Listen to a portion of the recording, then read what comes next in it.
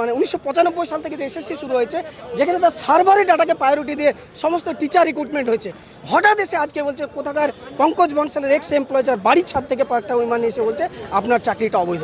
তাহলে আমাদের এই পঙ্কজ বনসালের বাড়ির ছাদ থেকে পাওয়া যদি উইমানের ভিত্তিতে চাকরিটা অবৈধ হয়, তাহলে এসএসসি এতদিন পর্যন্ত যে সার্ভারের নম্বরটাকে, তাহলে সেটা অবৈধ হয়ে যাবে, যেহেতু সার্ভারে আমাদের নম্বরের ক্ষেত্রে কিন্তু প্রায়োরিটি দিচ্ছে না।